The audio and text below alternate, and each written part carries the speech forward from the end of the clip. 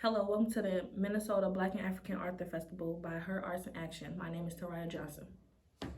And my name is Kalia. The inspiration of the festival was to help students of Black and African heritage increase reading skills and comprehension through books with diverse representation. But this is for everyone because we all benefit by learning more.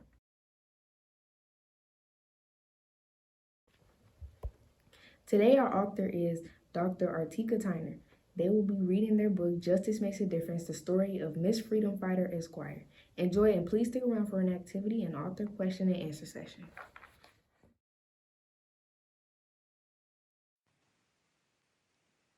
Justice Makes a Difference, the story of Miss Freedom Fighter Esquire. This book is dedicated to the loving memory of our grandmothers, Ruth, Nellie, Rosie, and Nadine, who taught us the importance of love, leadership, and service. Justice's favorite place to visit was her grandma's house. Grandma always greeted her with the biggest, warmest hug. Grandma always made Justice feel important. The best part of Grandma's house was her den full of books. Justice and Grandma would spend hours together in the den, talking and reading. Your name is your destiny. Grandma had been telling Justice since the day she was born. Grandma reminded her often that being named Justice came with great responsibility. To whom much is given, much is accounted for, Grandma always said. Justice might not have understood all the words that Grandma said, but she understood that she was meant to serve and lead in her community. One day, when Justice was visiting, Grandma asked, "What is in your hands to make a difference in the world?" "What can I do?" Justice wondered. "I'm only 8 years old. How can I make a difference?" Grandma served in the church. She fed the hungry, sheltered the homeless, clothed those in need, and visited the sick. Grandma described this as living out her faith. Justice wanted to be like her grandma. She wanted to know how she could live out her faith.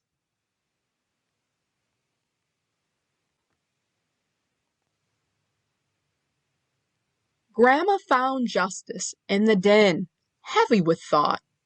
"Tell me what's bothering you, Justice," Grandma said. "I want to live out my faith like you, Grandma." "But I'm only 8 years old," Justice said. "What can I do? Aren't I too young?" Grandma's smile was gentle and reassuring. "Your age does not show what you are capable of, so don't let someone tell you that you're too young to make a difference." "Justice, do you remember the poem you wrote for the Reverend Dr. Martin Luther King Jr. celebration at your school?" Grandma asked. That poem made a difference. Justice remembered the applause of her teachers and classmates. She knew her grandma's words were true. Grandma gave Justice a book. Here's a book about someone else who made a difference through her writing. Justice spent the rest of the afternoon reading about Ida B. Wells. Ida B. Wells was a journalist who used her writing to advance racial equality. She skillfully wielded her pen to wage war for justice through her work as editor of the Memphis Free Speech and Headlight. She continued to advance social change while serving as a journalist with Chicago's Daily Inter-Ocean and the Chicago Conservator, one of the oldest African-American newspapers in the United States. Justice was amazed by how Ida B. Wells used her pen to write for justice. Justice picked up a pen and said, "I can write for justice. All that week, Justice worked on a poem about love and peace.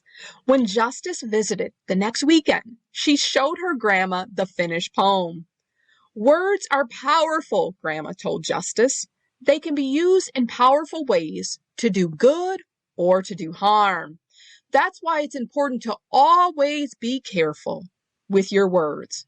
You did good, Justice. Justice smiled. Grandma always made her feel proud. Justice, I have another book to share with you, Grandma said, and handed Justice a book with a picture of a man on the cover who stood larger than life.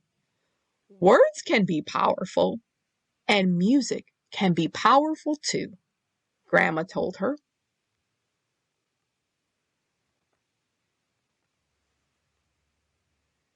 Justice read all about Paul Robeson, who sang freedom songs in more than 20 different languages.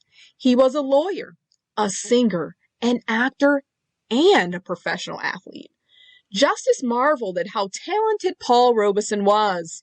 He was able to touch people's hearts through the power of song. These songs empowered others to join in the fight for freedom and justice. Justice had grown up hearing her grandma sing powerful songs like We Shall Overcome and Sam Cooke's A Change Is Gonna Come. These were freedom songs. When grandma sang, Justice could feel it all the way down in her toes. Grandma, Justice said, I want to sing for justice. Will you teach me some songs? Grandma began to sing. This little light of mine, I'm going to let it shine. Justice felt a light inside her spark.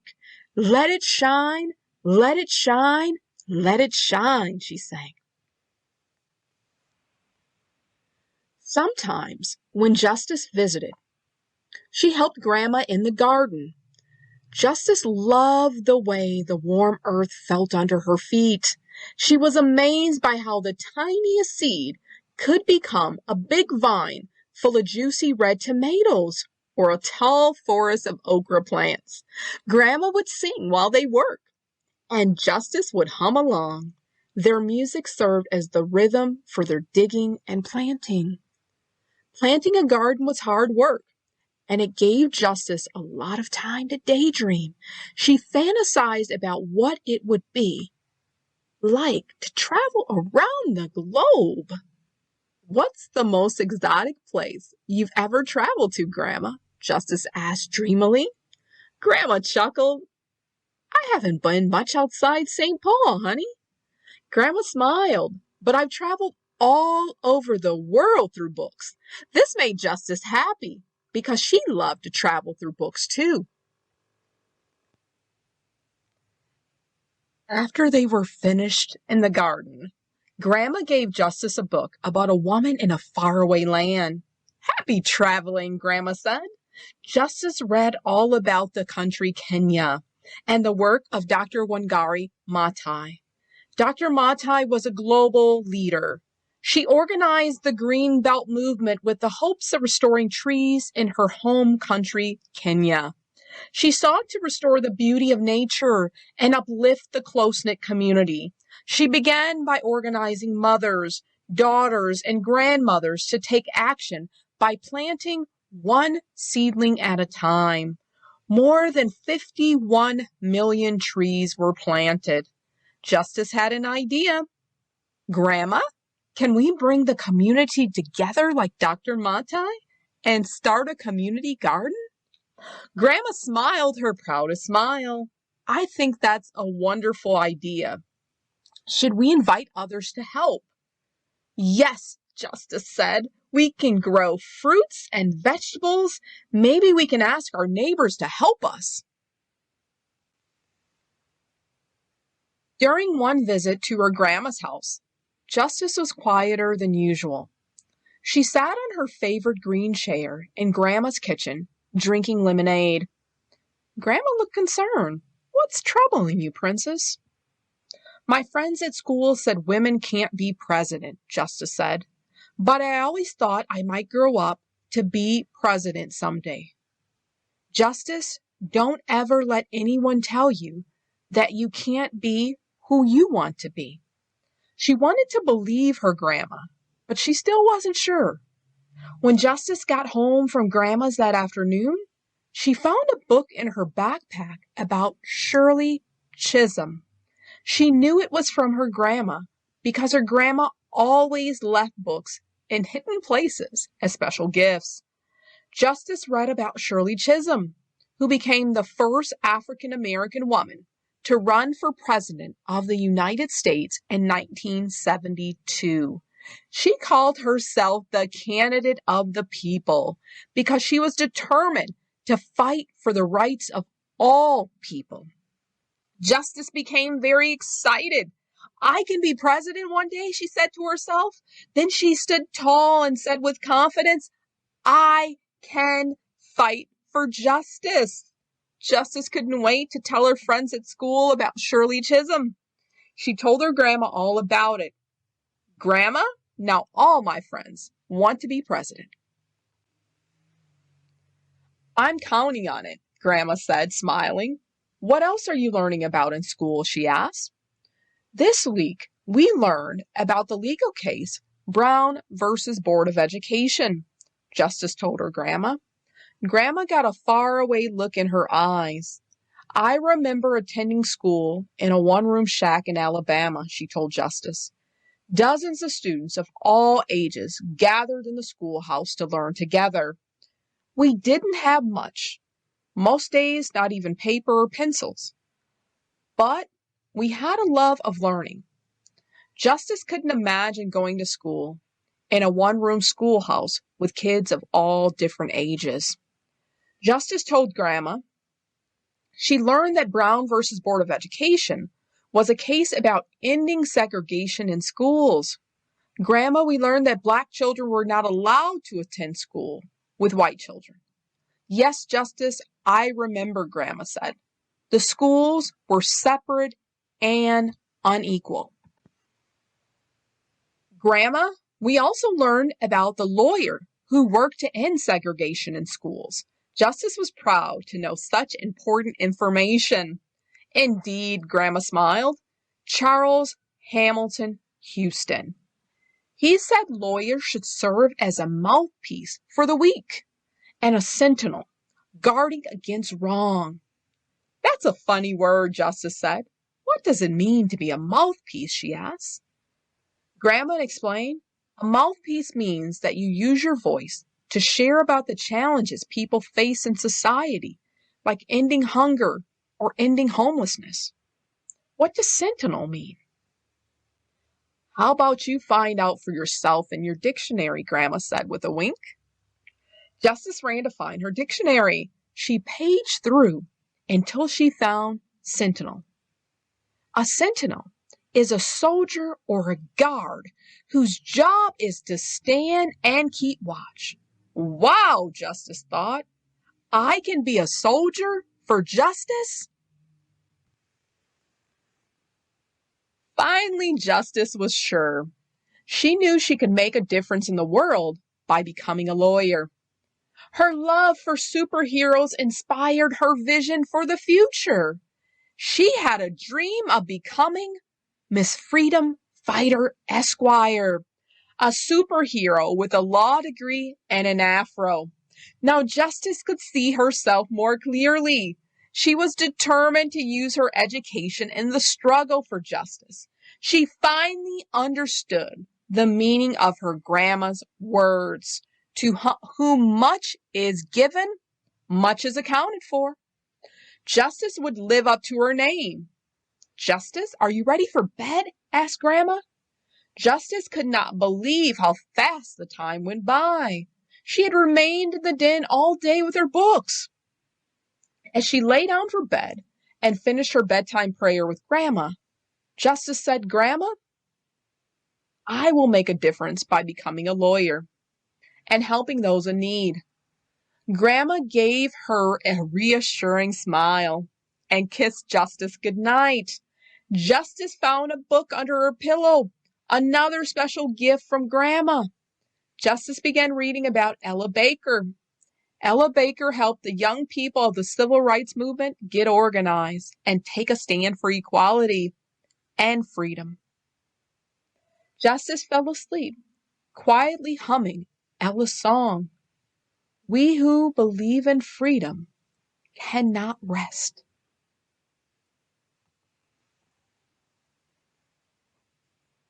We who believe in freedom cannot rest until it comes. To me, young people come first. They have the courage where we fail. And if I can shed some light as they carry us through the gale, struggling myself don't mean a whole lot. I come to realize that teaching others to stand up and fight is the only way my struggle survives. We who believe in freedom cannot rest. We who believe in freedom cannot rest until it comes. What is in your hands to make a difference in the world? That was the question that was raised by Grandma. She asked Justice, what is in your hands to make a difference in the world? And you remember Justice is not quite sure. She pauses because she's only 8 years old. But Grandma modeled some ways that justice can make a difference. Now the question is, what is in your hands to make a difference in the world? Here's a few ways you can make a difference. First, you can share the lessons you learn from this book. Inspire your friends and family to make a difference. You can also tutor younger students in your school. Share what you have learned in math, science, and reading. Help someone in need. You can volunteer to do chores for elders in your community. Collect food and volunteer at your local food shelf. Organize a fundraiser for your favorite charity. So what are some ways that you can make a difference in the world and your community? Words are powerful, Grandma told Justice. They can be used in powerful ways to do good or to do harm. That's why it's important to always be careful with your words. Justice had grown up witnessing the many ways her grandma serves the community. She wants to make a difference in the world too. But how? Isn't she too young? Through conversations with her grandma and their shared love of books, Justice learns about important women and men throughout history who changed the world. Ella Baker, Shirley Chisholm, Charles Hamilton Houston, Dr. Wangari Maathai, Paul Robeson, and Ida B. Wells. Justice learns how each leader was a champion for advancing justice and improving the world. And she dreams of becoming a change maker too. Miss Freedom Fighter Esquire, a superhero with a law degree and an afro. Even though you're at home, give a clap to Dr. Artika Tyner for the work they put into Justice Makes a Difference, the story of Miss Freedom Fighter Esquire.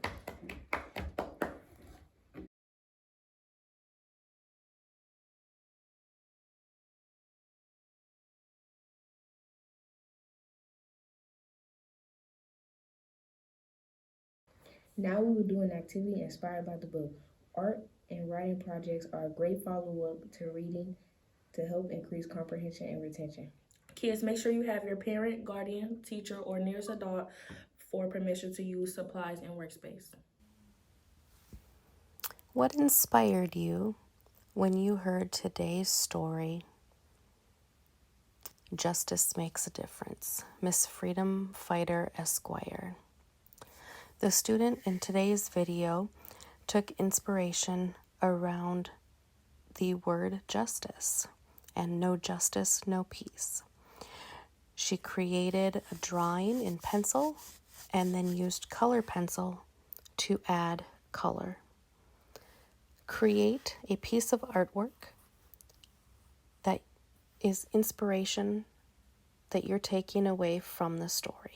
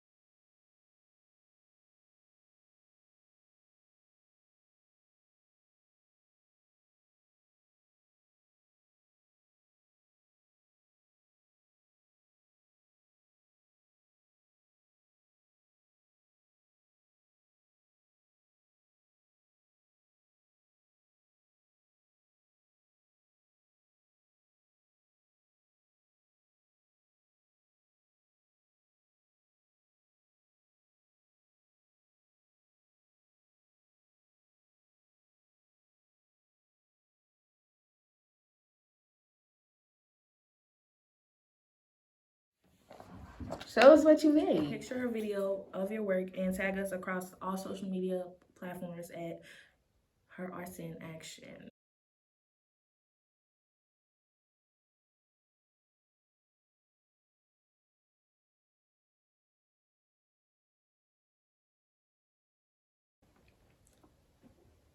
After reading the book, I bet you have some questions. Let's see what our author, Dr. Artika Tyner, has to say when they chat with Her Arts in Action founder, Sarah Drake.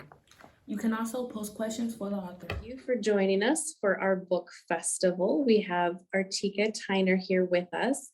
And just to start, tell us a little bit about yourself, maybe where you grew up or your hobbies or, what your career is. Let us get to know a little bit about you.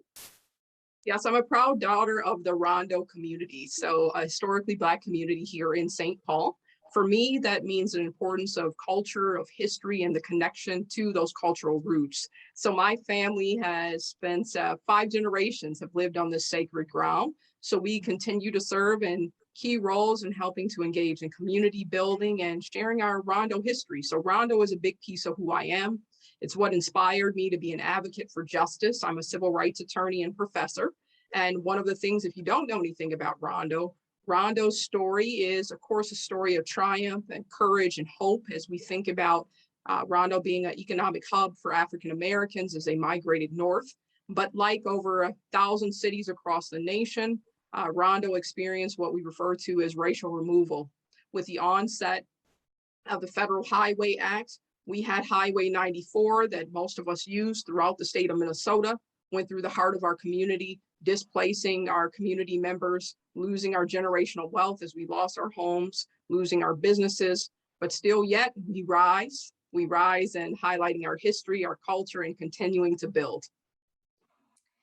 And I believe you have a book about Rondo, and that was my next question is, how many books do you have and what are they about? But I believe one is about Rondo. It is. There's a special book called Joey and Grandpa Johnson's Day in Rondo. It's dedicated to my late grandfather. It helps to share those principles of, one principle of Kwanzaa is Ujamaa, which is cooperative economics, of the power of communities coming together, supporting small businesses, and helping to inspire our young people to be their best selves. So Joey and Grandpa Johnson's Day in Rondo is really a reflection on the rich history of our Rondo community to inspire young people to connect back to our culture here in Rondo, but more importantly, to open up their eyes to ingenuity and innovation, to think about that word entrepreneurship and how can they create practical solutions to problems in the community through the power of business ventures. Awesome. And so then besides the book that we'll talk about today and the Rondo book, about how many other books do you have? I'm getting to that mark of 12 books. That includes 4 leadership books. And then also the rest of my children's books. I wrote books in the Fight for Black Rights series that look at Black Lives Matter, voter suppression. I've also written a new book about Kwanzaa, and a new release is going to be Aquia is Great. And that's related to the importance of teaching our young people daily those affirmations of who they are and where they're headed. And then I just have to do a little plug for is it Amazing Africa A to Z? Yes. That one is how I first found your work. The illustrations, the words, all of it is just so beautiful. So I have to do a little special plug for that one too. Thank you. We appreciate it. Yeah. So then specifically for today, tell us about Justice Makes a Difference. I can see the cover and a doll right behind you. What's this book about? Justice Makes a Difference is about an 8-year-old girl who thinks at first that she's having a dilemma of the question is whether or not she's too young to make a difference. What can she do? How can she serve in the community? How can she be impactful? And it's in the likeness of yours truly. It was inspired by my Citizens of the Week photo, because I was like, in first grade, I was winning strong on serving and being a part of the community. How do we tell that story? How do we inspire young people that they can make a difference, whether it's serving in their community, whether it's tutoring younger students, building a community garden? I gave several examples throughout the book to give that inspiration, that sense of agency, to be able to answer that question of what's in your hands to make a difference in the world It's something that we all can lead change in some meaningful ways. So Justice Makes a Difference is really a call to action. And in addition to that, it's an introduction to some of the heroes and sheroes that have inspired my work. So an introduction, for instance, to Dr. Wangari Maathai, who led the Green Belt movement, who started with planting just one tree and talked about how it's significant in planting hope. As a result, millions of trees have been planted throughout the world as a part of the Green Belt movement. So once again, that message to young people, it starts with that first step. And how do you take that next step to continue to bring forth meaningful change? Yeah, so many people, I mean, kids and adults alike, think you have to do huge, grandiose things or have a lot of money. And it's one simple little act can make a difference. And so you've talked about this a little bit, but was there any certain specific inspiration for you to write this story? Like, was there a personal experience or some connection to your life that was like, okay, this needs to be in book form now? Of course. It was my first children's book. And if I thought about what really inspired and shaped my life, it was my late grandmother, my Grandma Nellie. My Grandma Nellie actually is the likeness of the grandmother that's in the book. So you get a glimpse of the big yellow house that she had and my experience of growing up in more of a kinship network and more of a framework of what we talk about as a village. You know, it takes a village to raise a child. I grew up in that village. Extended family is not a sense, I think I was taught that in school. My reality was that my grandparents were a part of my day-to-day life, along with not only my aunts and uncles, my great aunts and uncles. So communal living, communal support and engagement was just how we lived. So it came natural to me of how to share the story and inspiration about how I learned the importance of service and community engagement. It came from my grandmother. So when I think about, I still can hear her voice and still hear her singing. You'd ask her, you know, how are you? Or how do we solve the world's greatest problems? Whatever question you had, she always had a response that started with a song, because my grandmother was a gospel singer, beautiful soprano voice. So oftentimes I say, well, I don't understand why there's homelessness. I don't understand what this medical crisis, what is all this? And she'd sing a song and a hymnal to remind us that we'd understand it better by and by. When I thought things had gone terribly and we lost hope, she would sing those songs like we come this far by faith. And so when I think about what inspired me and the message that I wanted to share with anyone, and especially young people, was that love, faith, and community of the values that my grandmother taught me. Wonderful. So the song I know in the book there's song, and so inspired by grandma. That's wonderful. Now, this book has a co-author, is that correct? Yes, the co-author is Jacqueline Milton. And so tell us what that process was like. So you have your inspiration, your life. What's it like working with another person? And what, any of those kind of like, how do you work through those moments where maybe you have different ideas? Well, the best part was then the book goes full circle. You have 3 generations involved in this book, because Jacqueline Milton is my mother. So when we wrote the book, the added bonus that I had, truly, I had written other books, leadership books, or textbooks. I'd never written anything for children.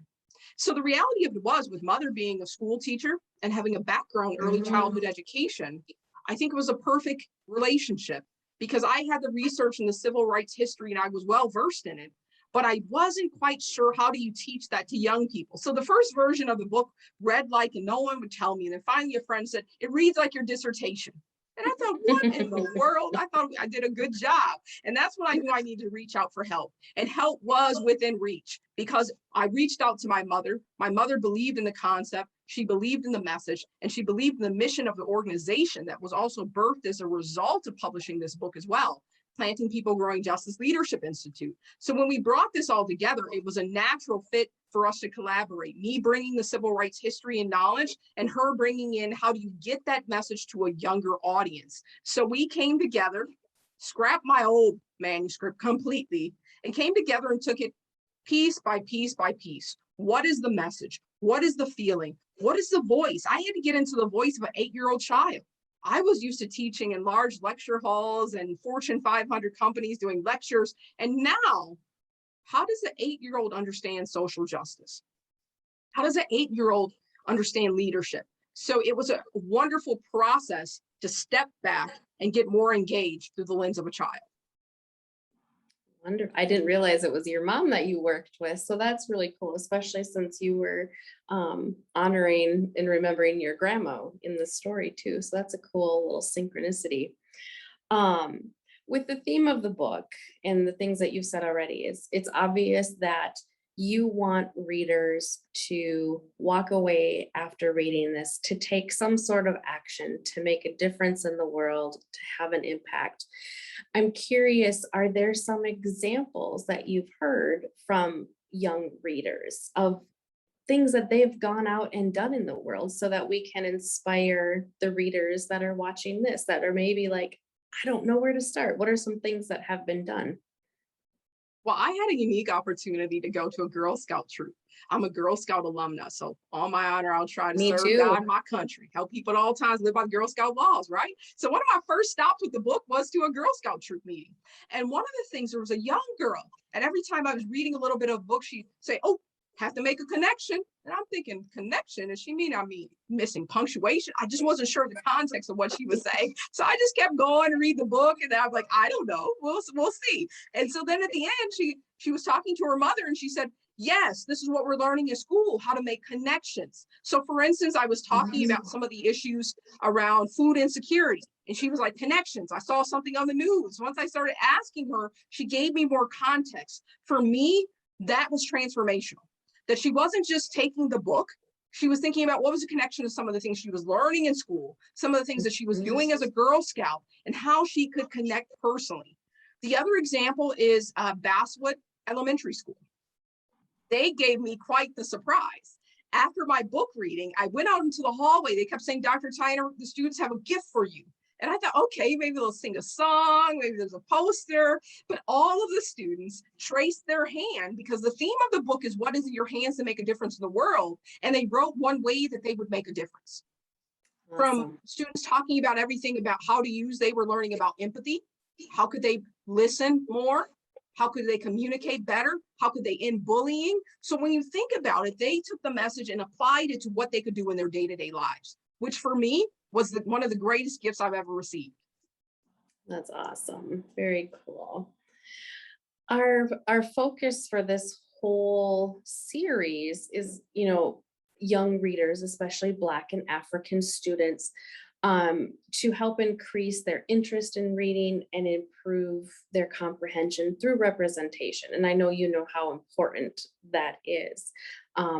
And so want to kind of ask you a couple questions, thinking about your younger self. What advice would you give a new reader or someone who doesn't like to read? I think the advice that I would give, you haven't found the right book yet. Because a part of the reading experience is finding what resonates with you. You can see I'm surrounded by books. So I'm in my home office, one of 3 of them, and there's books all throughout my entire house. But you'll see also, if you look very closely, these are books and topics that I enjoy reading about.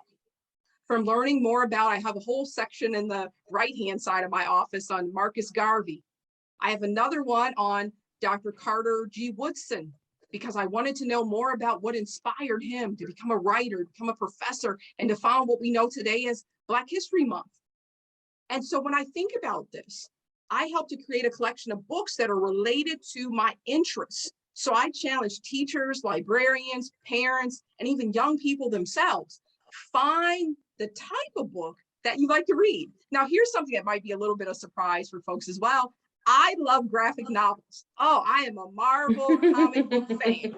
So my real piece of the inspiration, I didn't tell you this piece of the story, was also related to, in writing Justice Makes a Difference, a meeting with the late Congressman John Lewis.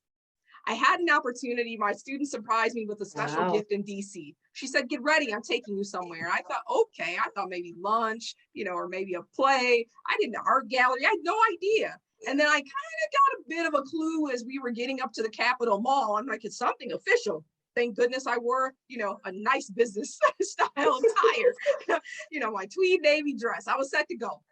But then as we got closer, I'm like, I think my dreams are going to come true.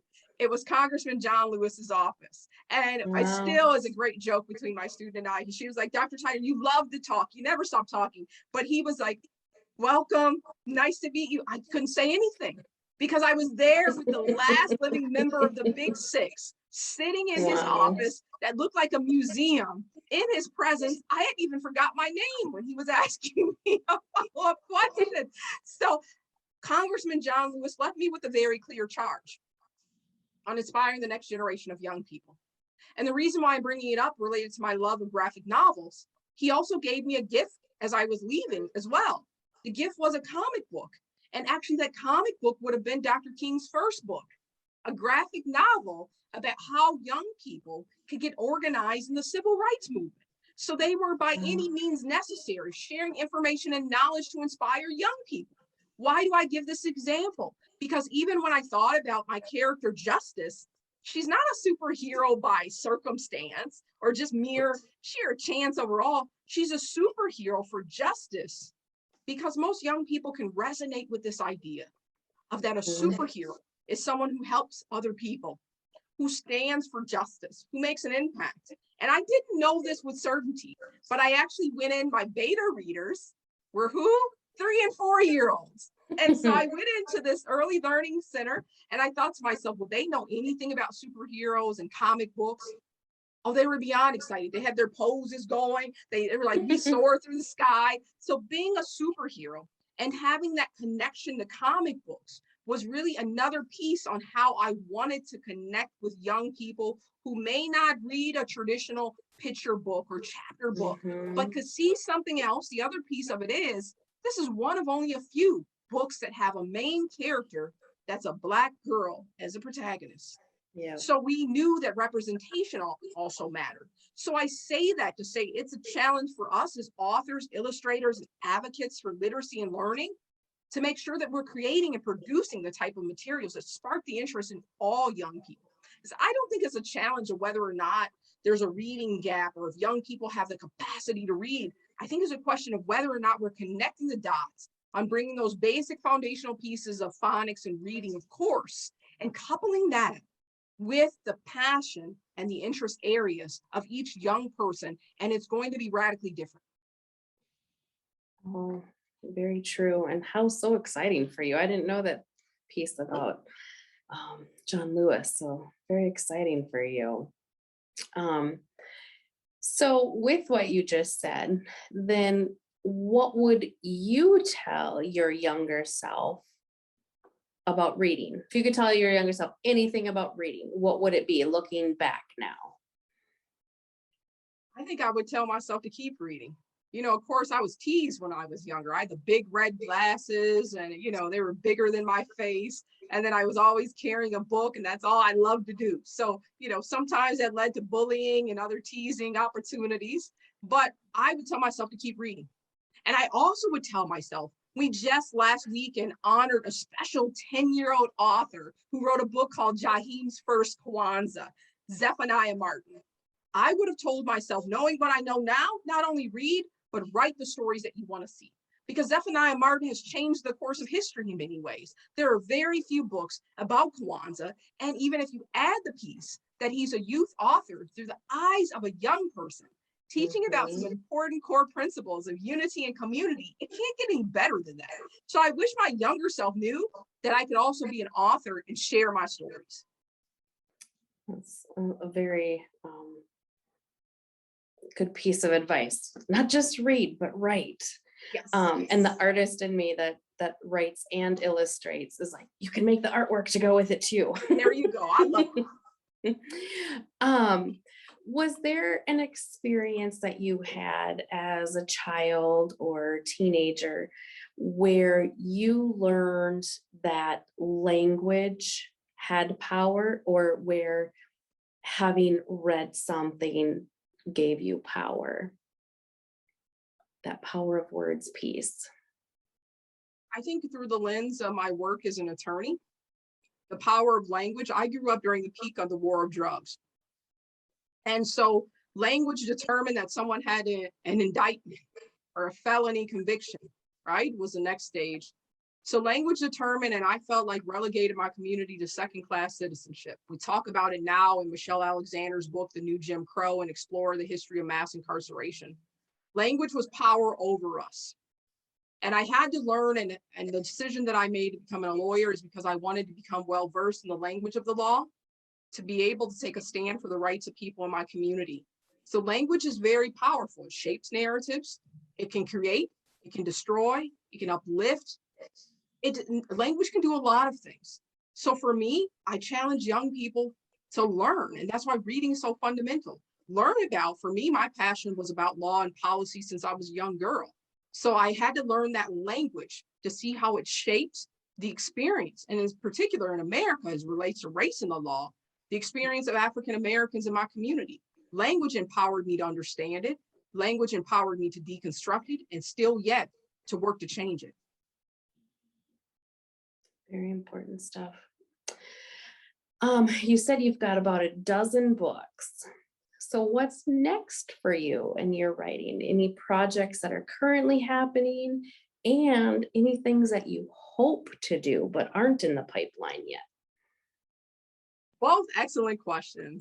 My first graphic novel is on the way, so stay tuned for 2022. It'll be quite a surprise. So I'm working on a graphic novel with a national publisher.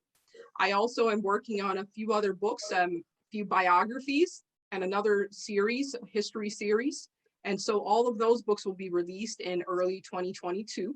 For me, I would say what's next, doing more books that help to raise the narrative and to raise voices around the world. So connecting us to the African diaspora in some unique ways, showcasing, I'm just finishing a book with my co-author, Monica Habia. We're editing a piece called African Women Leading Change, profiling some of the unsung heroes that we don't talk about in sheroes. So in that way, this book is about those sheroes. It's about Yaa Asantewaa, who dared to take a stand when she said when the men would not, that the women would stand and fight in the Ashanti Kingdom. They were fighting against colonial powers and the British to be able to protect the stool, the golden stool, which represented their authority, their power, and them being a sovereign community, a nation of the Ashanti Kingdom. So Yaa Asantewaa, bringing these names into the common discourse of not just conversations, but inspiration for young people. Queen Nanny, I mean, the list goes on and on and on. So here it is for me, the opportunity to take history and culture and bring it into books,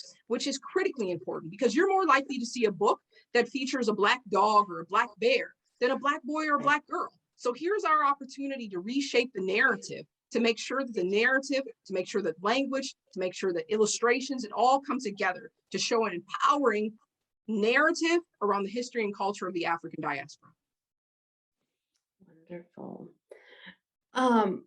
We can kind of see the tip of your t-shirt here, and you mentioned this already, but tell us about Planting People Growing Justice Leadership Institute. You know, what is it? How can people get involved? I feel like there's multiple components to it, so share a little bit with us.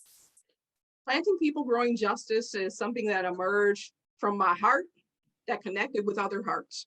And in that way, initially, I think it all started in a sense of thinking about how we could make a tangible difference. That question of what's in my hands to make a difference in the world. And for us, and that I'm talking about, is the members of our board, our volunteers, and that village, our network of supporters. And it was really about two things: addressing the reading gap, which is essential. When 1 in 4 American children are not reading at grade level, we know we have a reading crisis. And when you're not reading at grade level by 4th grade, you're 4 times more likely to drop out of school. And watch this go full circle a bit for me, because many of my clients learned how to read while they were in prison. If you drop out of school, you're 3.5 times more likely to be arrested or go to prison in your lifetime. And when 60 to 80% of the prison population, either at the juvenile level or at the adult corrections level, is functionally illiterate, we know that there's a challenge. Or maybe I should borrow the words from Marvin Gaye, makes me want to holler. We have to holler and shout out against that type of injustice. So Planting People Growing Justice was created to help bridge that reading gap. And right here in Minnesota, we know that we're notorious for some of the greatest opportunity gaps and achievement gaps in the nation.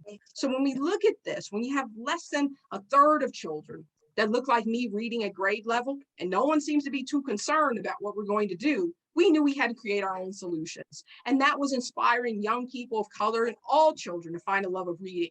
And we knew that we had to do it in a purposeful way.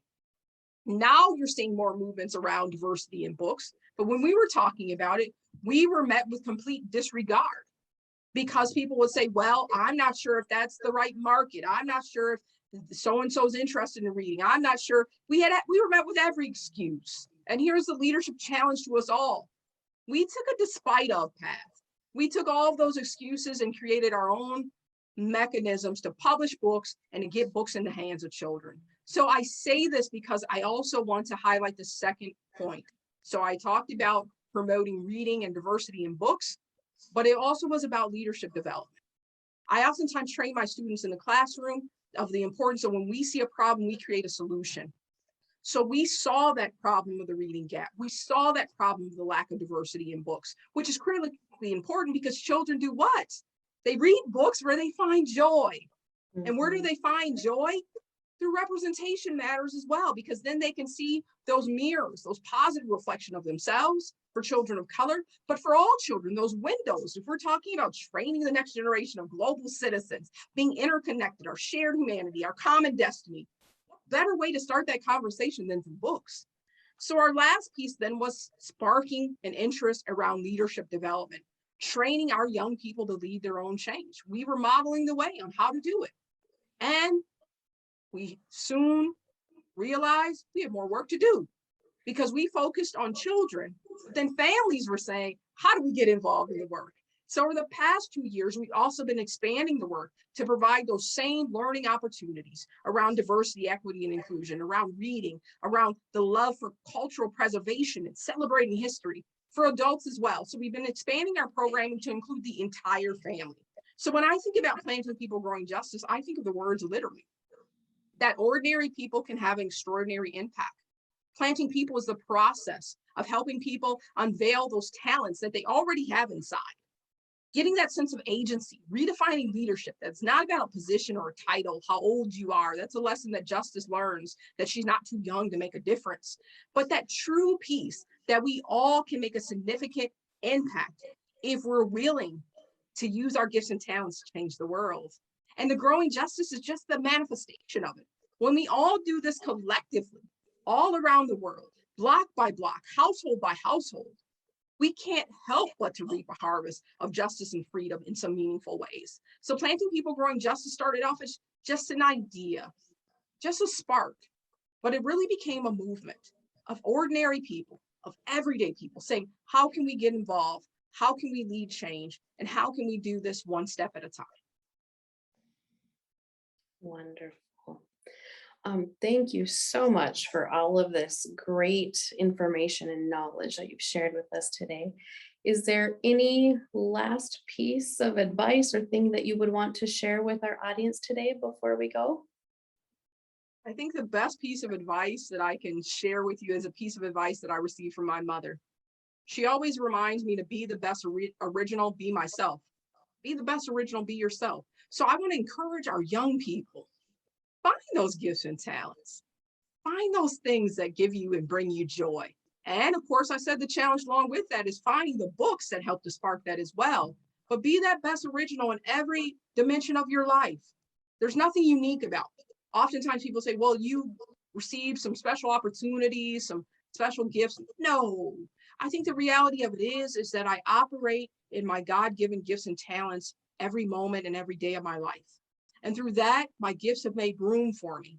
And when I say that I can bring my gifts in places, whether it's helping to establish a new school, a new library, working on large-scale policy change, no matter what it is, seeking those opportunities that align with your gifts and talents, because we need each and every person to come together in unity to help manifest and build a better world, to leave the world better placed than how we found it. That's our responsibility, and we can't do it individually. We only can do it collectively. Well, thank you so much. And if you haven't, go out and read Justice Makes a Difference, or one of the many other books that Dr. Artika Tyner has written. Thank you. Thank you to author Dr. Artika Tyner for answering our questions about their writing and book Justice Makes a Difference, the story of Miss Freedom Fighter, Esquire. We hope you are as excited as we are.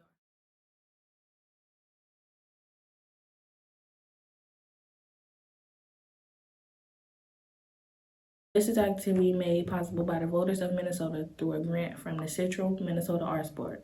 Thanks to the legislative appropriation from the Arts and Culture Heritage Fund. Thank you. The Minnesota Black and African Author Festival is also possible because of Her Arts in Action and the generous sponsors. Thank you to the African American Employees Research Group at CentraCare, Higher Works Collaborative with the Bush Foundation, Apiary Coworking, Voices Black Business Resource Group at Capital One, and Branding Up International. Help the authors make sure their books are in as many libraries as possible. If you don't see their books in your local library, please request it. Thank you for tuning in. Remember to keep reading.